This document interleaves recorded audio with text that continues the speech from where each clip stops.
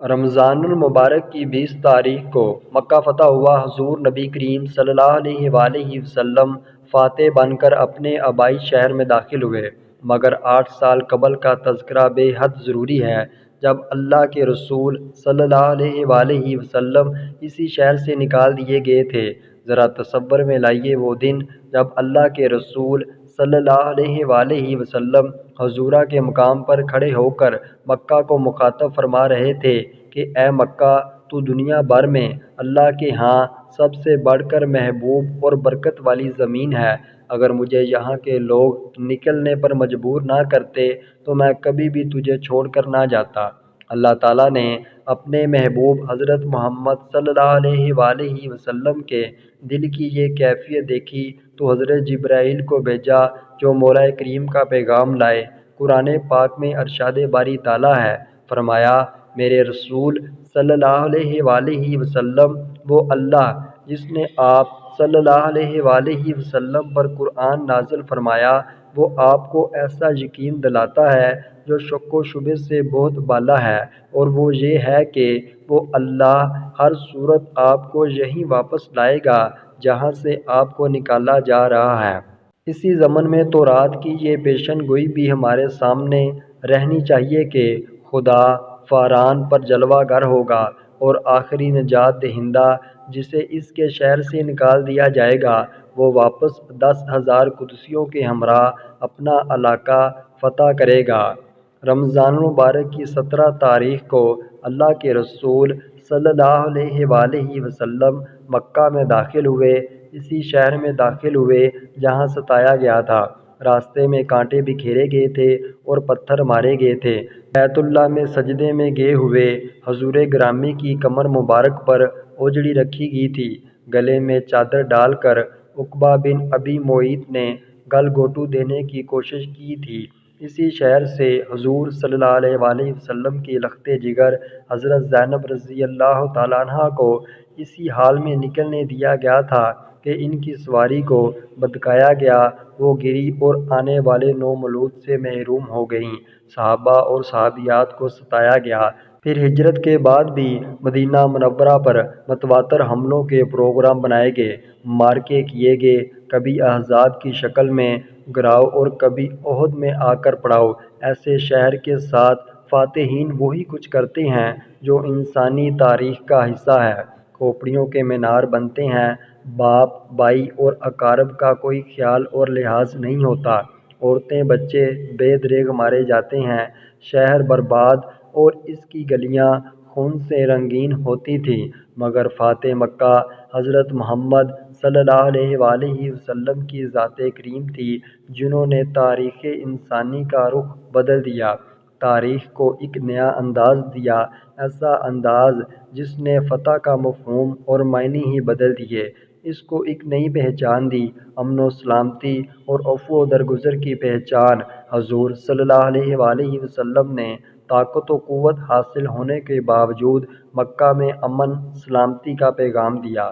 آپ صلی اللہ علیہ وآلہ وسلم نے مکہ جانے کا فیصلہ اس وقت فرمایا جب مکہ والوں نے حدیبیہ میں کیا ہوا صلح کا پیمان توڑا۔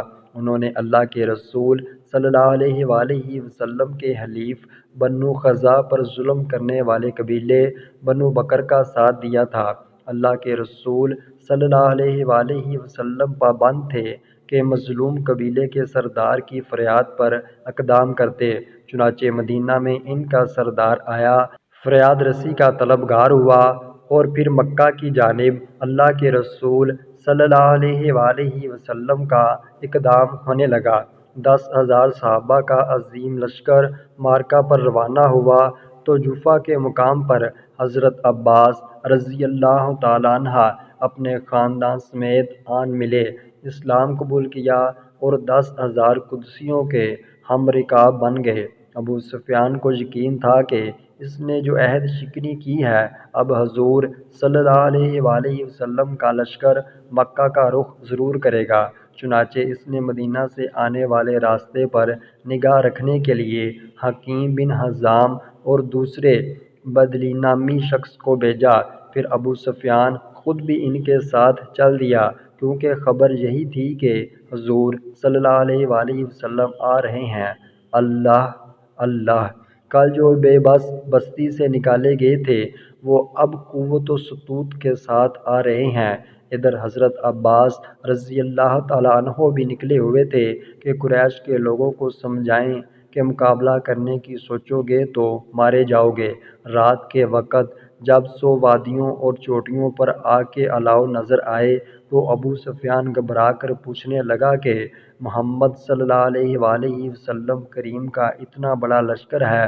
حضرت عباس رضی اللہ تعالیٰ عنہ نے کہا خیر اسی میں ہے، میرے ساتھ آ جاؤ، تجھے اللہ کے رسول صلی اللہ علیہ وآلہ وسلم کی خدمت میں لے جاتا ہوں۔ چنانچہ حضرت عباس رضی اللہ تعالیٰ عنہ نے اپنی سواری پر ابو سفیان کو بٹھایا اور حضور صلی اللہ علیہ وآلہ وسلم کے خیمے کی جانب چل دیے۔ راستے میں حضرت عمر رضی اللہ تعالیٰ عنہ ملے، انہوں نے پہچان لیا۔ حضرت عمر رضی اللہ تعالیٰ عنہ نے ابو سفیان کو قتل کرنے کی بات کی اور تلوار لے کر لپکے۔ حضرت عباس رضی اللہ تعالیٰ عنہ نے سواری کو ایڑ لگائی اور حضور کے سامنے پہنچ کر امان کی درخواست کی۔ پیچھے حضرت عمر رضی اللہ تعالیٰ عنہ بھی تلوار لے کر پہنچ گئے، لیکن حضور صلی اللہ علیہ وآلہ وسلم رحمت للعالمین کے در پر دشمن بھی آ گیا تو محفوظ اور مامون ہو گیا۔ ابو سفیان نے کلمہ نہ پڑھا۔ حضور صلی اللہ علیہ وآلہ وسلم نے مہلت دے دی۔ صبح ہوئی۔ حضرت عباس رضی اللہ تعالیٰ عنہ کی موجودگی میں تھوڑی سی ہچکچاہٹ کے بعد ابو سفیان نے اسلام قبول کر لیا۔ حضرت عباس رضی اللہ تعالیٰ عنہ کی سفارش پر حضور صلی اللہ علیہ وآلہ وسلم نے یہ اعزاز بھی دے دیا کہ جو ابو سفیان کے گھر داخل ہو جائے اسے بھی امان ہے۔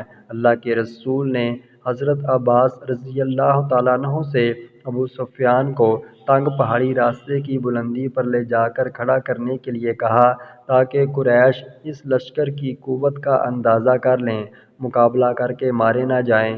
یوں مکہ میں لشکر داخل ہو تو امن کے ساتھ داخل ہو۔ ابو سفیان نے جب لشکر کو درے میں سے گزرتے دیکھا اور آخر پر مہاجرین و انصار کے جانصاروں کے درمیان حضور عالی شان اور ذی شان کا باوقار رستہ دیکھا تو پکار اٹھا عباس تیرے بھتیجے کی بادشاہت تو بہت بڑی ہے۔ حضرت عباس رضی اللہ تعالیٰ عنہ جھٹ سے بولے یہ بادشاہت نہیں نبوت ہے۔ ابو سفیان کو بتلا دیا کہ بادشاہت ہوتی تو جبر و قہر کا طوفان ہوتا، یہ تو رحمت دو عالم صلی اللہ علیہ وآلہ وسلم کی پر رحمت نبوت ہے، اس کا رنگ انسانیت کے ساتھ انتہائی محبت آمیز ہے۔ مکے کے لوگ ہتھیار لے کر جمع تھے، وہ ابو سفیان ہی کا انتظار کر رہے تھے۔ ابو سفیان نے خطاب کیا، کہا لوگو جو میں دیکھ کر آیا ہوں، اللہ کی قسم تم مقابلہ نہیں کر سکتے، گھروں کو لوٹ جاؤ، تمہارے لیے امن کا پروانہ لے آیا ہوں۔